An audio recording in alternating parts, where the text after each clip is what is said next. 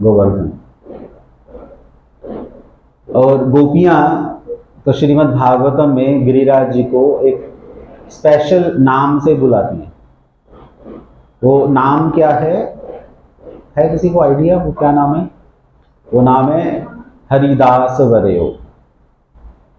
हरिदास वरयो, वरयो का मतलब श्रेष्ठ। कि हे गोवर्धन, आप हरि के दासों में से सर्वश्रेष्ठ। गोवर्धन जी हरि के दास हैं। हरि मतलब नारायण या हरि मतलब कृष्ण। तो श्री कृष्ण के बेस्ट अगर कोई सेवक हैं तो वो कौन है? गोवर्धन जी। क्योंकि गोवर्धन जी श्री कृष्ण के इतने बेस्ट सर्वेंट हैं या उनके सेवक हैं, तो इस लीला में भगवान ने क्या किया, श्री कृष्ण ने गोवर्धन जी को अपने ऊपर उठा लिया। अपने ऊपर उठाने का मतलब क्या है कि जब श्री कृष्ण अपने भक्तों से पूर्णतः प्रेम करते हैं या जब कोई भक्त श्री कृष्ण की पूर्ण शरणागति ले लेता है तो भगवान उसको अपने से भी ऊपर कर देते हैं। भगवान अपने भक्तों को आगे कर देते हैं ग्लोरिफिकेशन में। ये गिरिराज जी की महानता है। एक बहुत ही छुपा हुआ सीक्रेट मैं डिस्कस करूंगा आप लोगों के साथ कि इस लीला में खास ऐसा क्या था कि जो बिना गोवर्धन जी के पूरी ही नहीं हो सकती थी। वृंदावन में, हाँ, ये समझने के लिए आपको पहले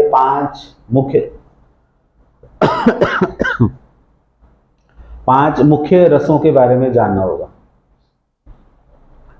ये कौन कौन से रस हैं, कौन कौन से टेस्ट हैं? पहला रस है शांत रस, दूसरा है दास्य, तीसरा वात्सल्य, तीसरा सख्य, चौथा वात्सल्य और पांचवा माधुर्य।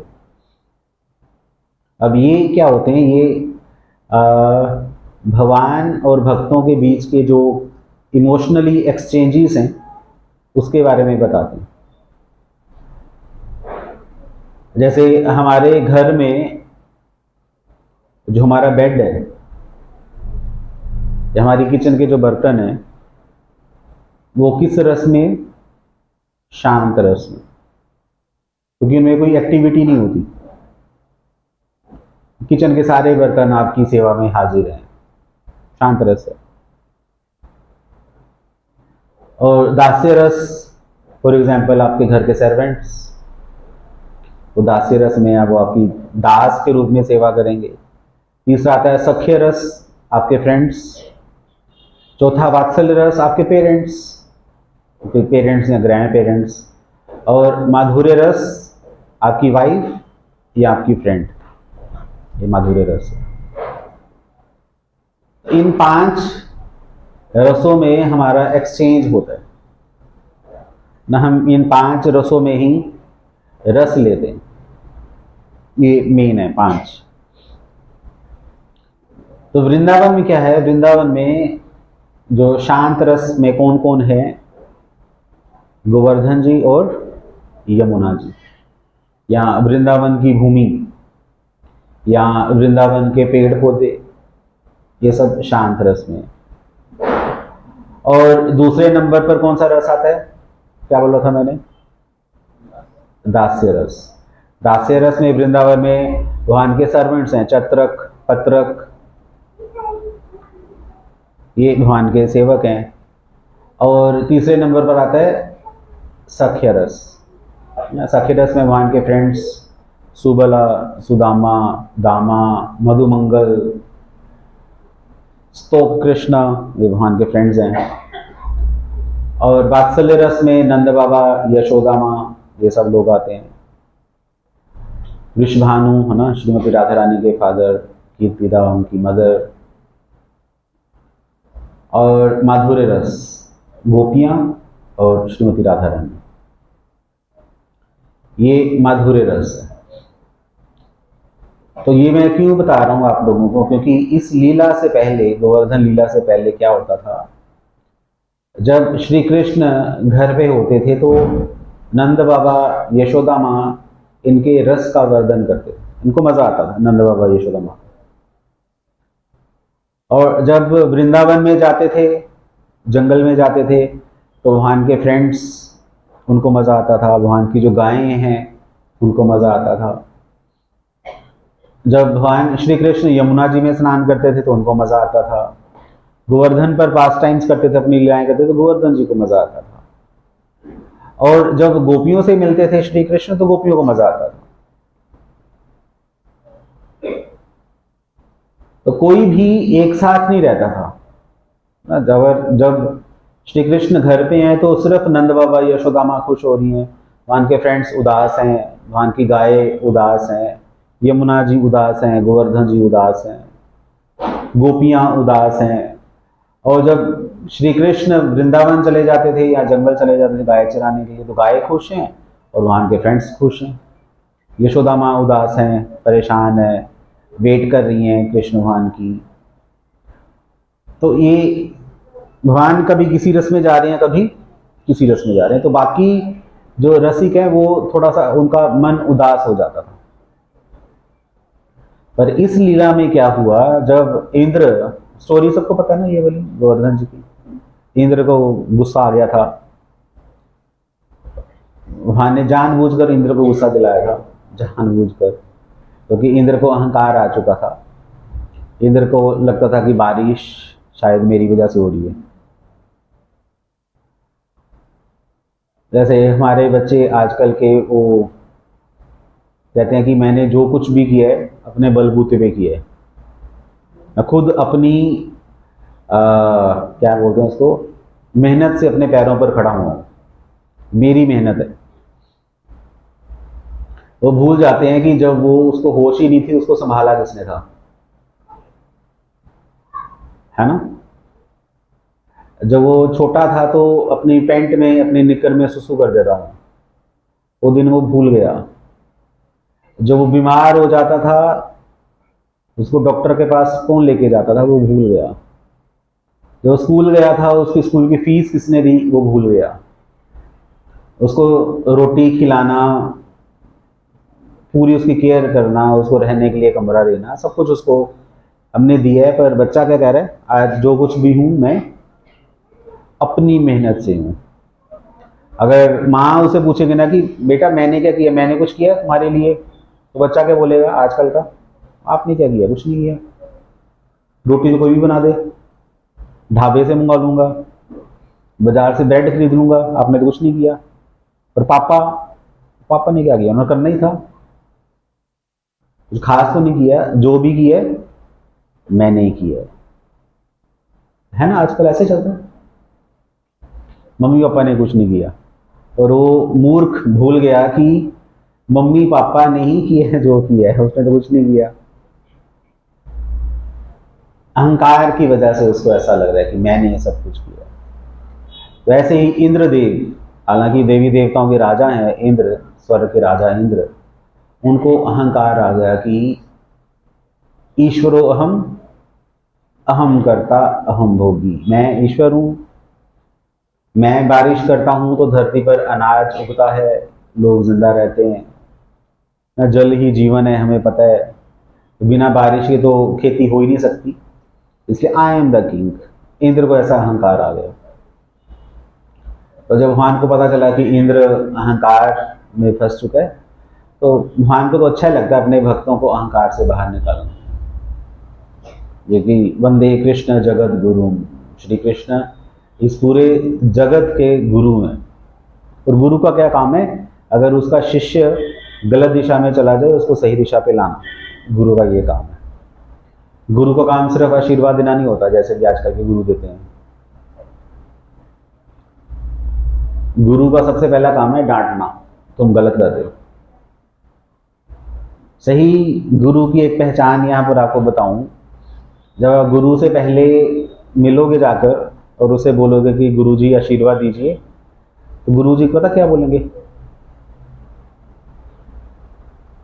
गुरु जी पूछेंगे कि आशीर्वाद क्यों चाहिए। असली गुरु तो यही होगा।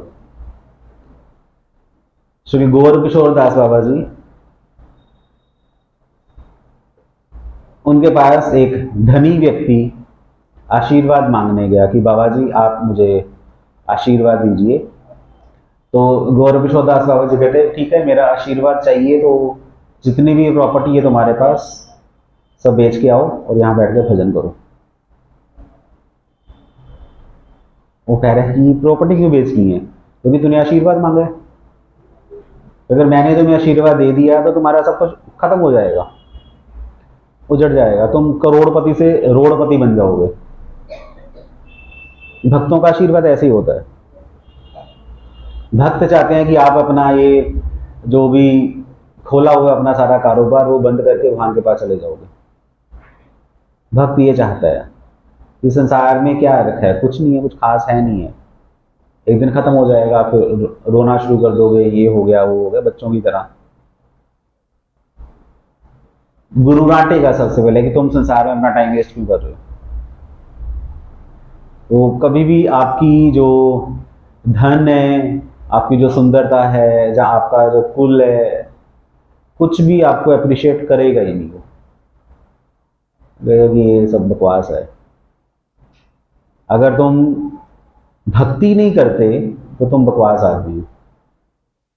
गुरु ग्रंथ साहिब सुना है इसके बारे में? सुना है गुरु ग्रंथ साहिब के बारे में? उसमें एक वो लोग क्या बोलते हैं उसको, चलो उनका जो भजन वो जो गाते हैं,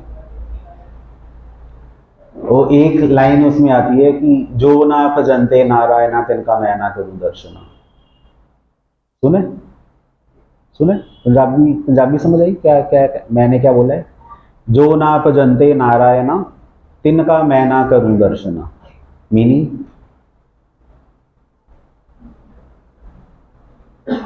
क्या? सब ऐसे ऐसे करते जा रहे हैं कि बोल ही रहा है। क्या मीनिंग है इसका? हाँ,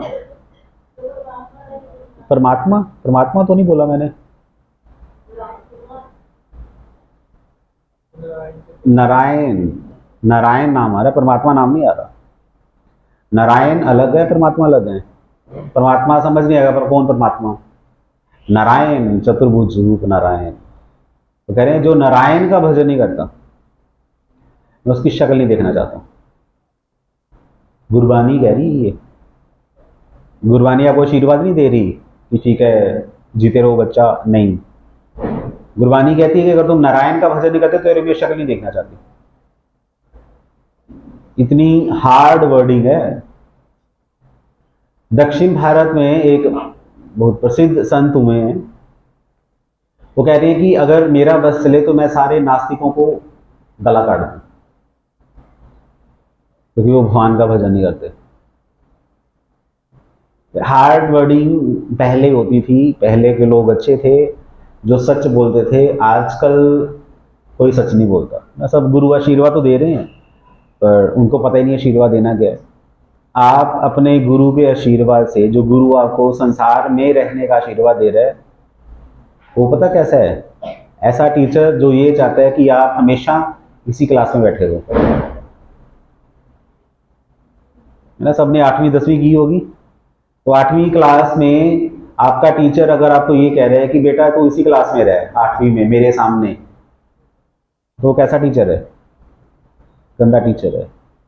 जो आपको आगे ही नहीं भेजना चाहता, 9th 10th में भेजना ही नहीं चाहता, जो आप उसी क्लास में रखना चाहता है, वो तो गंदा टीचर है, वो तो टीचर ही नहीं है, रद्दी टीचर है वो तो जो गुरु आपको संसार से निकलने का आशीर्वाद ही नहीं दे रहा, वो गुरु हो ही नहीं सकता। वो कुछ और है, उसका कुछ अपना मोटिव है, वो आपसे कुछ चाहता है। वो उसने बस एक तैयारी कर ली, 2 दिन उसमें कस्टमर बना लिए, उसका जीवन चलता रहेगा। श्री कृष्ण ऐसे नहीं है ना। भगवान तो मिथ्या अहंकार से बाहर निकालते हैं, वो आपको बताते हैं कि तुम गलत कर रहे हो। रियल गुरु, असली जो सदगुरु होगा, वो कोई आशीर्वाद नहीं देगा, वो सबसे पहले आपको डांटेगा। तो डांट, अगर आप डांट खा रहे हो अपने गुरु से तो ठीक है, अगर आपका गुरु आपको डांट ही नहीं रहा, इसका मतलब गड़बड़ है। आजकल लोगों की जो परिभाषा है वो बदल चुकी है। वो कहते हैं कि गुरु जी होने चाहिए जो मीठे मीठे शब्द बोलें, तो जाते जलेबी का प्रसाद दें, तो बोले कि तुम बहुत अच्छे हो, तुम बहुत बड़े भक्त हो। तो चिकनी चुपड़ी बातें करने वाला उनको एक इंसान चाहिए, गुरु नहीं चाहिए। गुरु ऐसा नहीं होता। गुरु का मतलब होता है, एक गुरु का दूसरा मतलब होता है भारी। भारी का मतलब शरीर से भारी नहीं, भारी का मतलब ज्ञान से भारी, जिसके पास नॉलेज है, शास्त्रों की नॉलेज है। और शास्त्र का दूसरा मतलब है शस्त्र, जिसके पास ऐसी वाणी है जो आपके अहंकार को काट दे। शस्त्र काटने के काम आते हैं ना, जो आपके अहंकार का खंडन करे अपनी शास्त्रीय वाणी से, उसको गुरु कहा जाता है। इसलिए श्री कृष्ण जगत गुरु हैं, वंदे कृष्ण जगत गुरु। श्री कृष्ण को जब पता चला है कि इंद्र का राज, इंद्र जो कि स्वर्ग का राजा, उसमें अहंकार आ जाए तो उसको बचाना बहुत जरूरी है। तो इंद्र की रक्षा करने के लिए भगवान ने क्या किया, सभी ब्रजवासियों को बोलो कि आपको अब इंद्र की पूजा करने की जरूरत नहीं है। किसकी पूजा कर रहे हैं फिर ब्रजवासी? कह रहे हैं कि कृष्ण कह रहे हैं हम गोवर्धन की पूजा करेंगे, क्योंकि गोवर्धन पर बहुत सुंदर सुंदर घास है जो हमारी गाय खाएगी, गाय से दूध निकलेगा, दूध से हमारा जीवन चलेगा। और गोवर्धन जी पर झरने हैं बहुत सारे, सुगंधित झरने हैं, प्योर फिल्टर्ड वाटर है, वो हम पानी पिएंगे। यमुना जी का पानी है, वो यमुना जी का पानी पीते हैं लोग। तो गोवर्धन जी हमारे सेवियर हैं, तो इसलिए हमें गोवर्धन जी की ही पूजा करनी चाहिए। तो आपकी जो सारी ऑफरिंग्स हैं, जो आपने यज्ञ के लिए सारी जो तैयारी की है, चावल, स्वीट्स, जो कुछ भी उन्होंने बनाया, वो सारा का सारा सामान लेकर कहाँ चले गए? गोवर्धन जी के पास। तो गोवर्धन परिक्रमा में एक गांव आता है, उस गांव का नाम है आनियोर, जहां पर गोविंद कुंड है। तो आनियोर गांव में उस गांव का नाम आनियोर क्यों पड़ा? क्योंकि जब सारी ऑफरिंग लेके जा रहे, सारी जो भी चीजें लोगों ने बनाई थी ब्रजवासियों ने, वहां पर लेके गए, तो पहले तो गिरिराज जी, गोवर्धन जी सब कुछ खा गए। सारी ऑफरिंग खाने के बाद उन्होंने क्या बोला? और लाओ, और लाओ, और लाओ। क्योंकि उस गांव में ये आवाज आ रही थी, तो वहां से उस गांव का नाम आज क्या पड़ गया? आनियोर, आनियोर गांव है। तो गोवर्धन जी सारी ऑफरिंग खाते जा रहे हैं, खाते जा रहे हैं, खाते जा रहे हैं, सारे ब्रजवासी खुश, क्योंकि सबने साक्षात वहां पर गोवर्धन जी के दर्शन किए। और कुछ लोग तो यहाँ तक कह रहे थे कि ये जो सामने गोवर्धन जी हमारा सारा कुछ खा रहे हैं, इसकी शक्ल तो हमारे कृष्ण से मिलती है, क्योंकि दोनों सेम ही है, एक ही पर्सन है, कृष्ण और गिरिराज, दोनों विष्णु है। तो ठीक है, ये सब चीजें हो गई, तो इंद्र को गुस्सा आ गया। इंद्र को पता चला कि ये लोग मेरी पूजा नहीं कर रहे, मेरी भक्ति नहीं कर रहे, तो इंद्र गुस्सा आया। उसने ऐसी बारिश की, जिस बारिश ऐसे बादल भेजे जो प्रलय में भेजे जाते थे, संवर्तक बादल। उसकी जो ऐसी बूंद थी कि अगर वो बूंद यहाँ गिरेगी तो गड्ढा बढ़ जाएगा, मोटी मोटी बूंद, इतनी तेज बारिश की। तो सारे ब्रजवासी डर गए। उन्होंने श्री कृष्ण से बोला कि क्योंकि हमने इंद्र के प्रति अपराध किया, इंद्र गुस्सा आ गया, तो अब क्या करेंगे हम लोग? तो श्री कृष्ण ने बोला कि कोई प्रॉब्लम नहीं है, हमें गिरिराज जी की शरण में जाना चाहिए। तो श्री कृष्ण सारे ब्रजवासियों को लेकर कहाँ चले गए? गिरिराज जी के पास।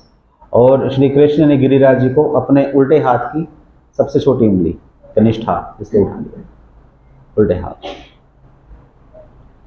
सारे ब्रजवासी जब उन्होंने देखा कि श्री कृष्ण ने अकेले ने पर्वत उठाया हुआ है, तो वृंदावनवासी कह रहे हैं कि कृष्ण तुम अकेले मत उठाओ, हम भी तुम्हारी हेल्प करते हैं। तो सबने अपनी लाठियां लगा दी नीचे, और लाठियां जब लगा ली तो ब्रजवासी कह रहे हैं श्री कृष्ण से कि अब हमने अपनी अपनी लाठियां लगा दी हैं नीचे, तब तुम अपना हाथ हटा लो, तुम थक गए होगे। तो कृष्ण ने बोला कि ठीक है, जैसा आप चाहते हैं। तो वहां ने अपना हाथ हटाया, और क्या हुआ फिर पता है? सारे ब्रजवासी डर गए, मर गए मर गए मर गए मर गए मर गए। तो श्री कृष्ण ने फिर से अपनी उंगली लगा दी, उंगली लगाई हुई थी बस भगवान ने। यहां से गिरिराज जी की स्टोरी शुरू होती है, श्री कृष्ण को आनंद वर्धन की स्टोरी, क्योंकि श्री कृष्ण ने जिसको उठाया हुआ है वो कौन है? गिरिराज जी। अभी श्री कृष्ण गिरिराज जी के संग में और गिरिराज जी श्री कृष्ण के संग में। गिरिराज जी कौन से रस में? शांत रस में। दोनों एक दूसरे के स्पर्श का आनंद ले रहे हैं। और गिरिराज जी ने क्या किया हुआ है? कृष्ण को अपनी शरण में लिया हुआ है। शरणागति की रियल डेफिनेशन, शरणागति का मतलब क्या होता है? हम भगवान के पास जब जाते हैं कि हे कृष्ण हम आपकी शरण में हैं, तो इसका क्या मतलब होता है कि भगवान अब आप हमारा देख रेख करो, है ना, आप हमारी रक्षा करो, हमारा घर आप चलाओ, क्योंकि हम आपकी शरण में हैं। मेरी माँ बीमार है तो मेरी माँ को आप ठीक करो, क्योंकि मैं आपकी शरण में हूँ। मेरा बेटा बाहर नहीं जा रहा, मेरे बेटे को बाहर भेजो, क्योंकि मैं आपकी शरण में हूँ। मैंने 3 दिन से रोटी नहीं खाई, आप खाने का अरेंजमेंट करके दो, क्यों? क्योंकि मैं आपकी शरण में हूँ। ये हम लोगों की परिभाषा है शरण की। शरणागति का मतलब होता है जिसकी शरण में जाओ उसको अपनी शरण में ले लो। अलग है, भक्ति की परिभाषा उल्टी है। हम लोग जो सोचते हैं वो भक्ति नहीं है। हमें लगता है कि मंदिर में जाकर जोत जगाना, धूपबत्ती करना, भगवान से कुछ मांगना भक्ति है। नहीं, भगवान को कुछ देकर आना वो भक्ति है। मंदिर में जाओ और भगवान से पूछो कि भगवान आपको कुछ चाहिए बताइए, मैं आपके लिए कुछ कर सकता हूँ। अगर कोई ऐसा सोच रहा है या ऐसा कह रहा है तो वो भक्त है। जो अपनी लिस्ट पकड़ा के आता है, 10 रुपए का नोट चढ़ाकर, वो भी फटा हुआ, और वहां को बोलता है कि लॉटरी मेरी निकाल देना, वो तो बदमाश है, वो तो भक्त नहीं है। हाँ, होता है घरों में, ऐसा होता है। जो नोट नहीं चलता ना वो कहते ठीक है मंदिर चढ़ाओ।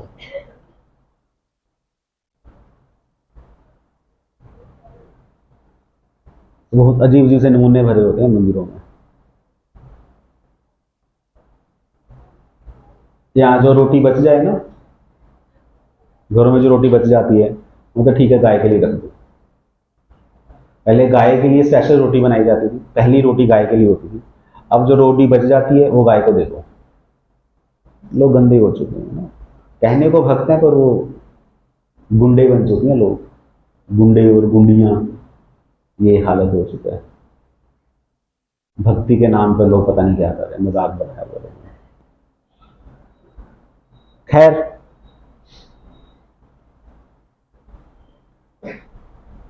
तो गोवर्धन जी ने श्री कृष्ण को अपनी शरण में लिया कि ठीक है बाहर बारिश हो रही है तो मैं आपकी प्रोटेक्शन करूंगा। बिजली कड़क रही थी बाहर, आप ऐसी बारिश में खड़े नहीं हो सकते, इतनी तेज बारिश। पर गोवर्धन जी पूरा इंद्र का गुस्सा सह रहे थे, किसके लिए? श्री कृष्ण की सेवा के लिए। जैसे छाता बारिश अपने ऊपर लेता है, हमें प्रोटेक्ट करता है, वैसे एक छाते की तरह गोवर्धन जी ने श्री कृष्ण को प्रोटेक्ट किया। शांत रस में गोवर्धन जी श्री कृष्ण की सेवा करें। उसके बाद आते श्री कृष्ण के सर्वेंट्स, भगवान के सर्वेंट्स, नंद बाबा, यशोदा माँ के सारे सर्वेंट्स उस गोवर्धन पर्वत के नीचे श्री कृष्ण का दर्शन कर रहे हैं, उनकी सेवा कर रहे हैं। दास्य रस में भी भक्त श्री कृष्ण के साथ हैं। तीसरे नंबर पर आता है साख्य रस, भगवान के सारे फ्रेंड्स, मधुमंगल, श्रीदामा, सुदामा, ये सब लोग वहां पर खड़े हैं। क्या कर रहे हैं? खेल रहे हैं गायों के साथ। श्री कृष्ण उनको देख रहे हैं, क्योंकि श्री कृष्ण खेल नहीं सकते। और उसके बाद नंद बाबा, यशोदा माँ, वो भी देख रही हैं। नंद बाबा वहां पर हैं, यशोदा माँ वहां पर हैं, श्री कृष्ण के साथ हैं। पूरा फेस्टिवल चल रहा है और श्री कृष्ण ने 1 हफ्ता लगातार दिन रात ये पर्व उठाकर रखा। अंदर खाना पीना चल रहा है, नाच गाना चल रहा है, कीर्तन हो रहे हैं, जोक्स चल रहे हैं, सारा सब कुछ चलता जा रहा है पूरा अंदर ही। और गोपियां, श्रीमती राधा रानी और राधा रानी की फ्रेंड्स, तो सब एक साथ सारे रस वहां पर थे। शांत रस, दास्य, साख्य, माधुर्य, वात्सल्य। तो सारे रस वहां पर एकत्रित हो गए। तो श्री कृष्ण को बहुत आनंद आ रहा था और सबको भी बहुत आनंद आ रहा था। सब भूल ही गए कि बाहर बारिश हो रही है। वो फेस्टिवल चलता जा रहा है, चलता जा रहा है। तो एक हफ्ते के बाद इंद्र तो थक गए। इंद्र थक गए तो फिर वो गए सुरभि के पास, सॉरी पहले वो ब्रह्मा जी के पास गए कि आप, ब्रह्मा जी श्रेष्ठ हैं, सबसे बड़े पिताजी है ना, ब्रह्मा जी प्रथम पिता उनको कहा जाता है। तो गए इंद्र ब्रह्मा जी के पास कि अब हम क्या करें।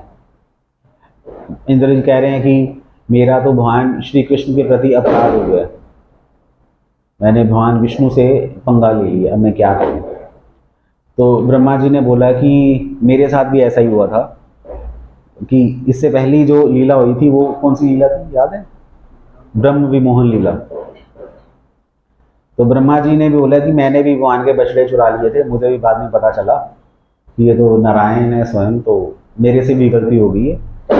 तो मैं तो नहीं जाऊंगा भगवान के सामने, क्योंकि मेरे से तो उन्होंने बात ही नहीं की। ब्रह्मा जी को आंसर नहीं दिया था कोई, क्योंकि ब्रह्मा जी ने क्या किया था, ब्रह्मा जी ने उनके भक्तों को उनसे दूर कर दिया था।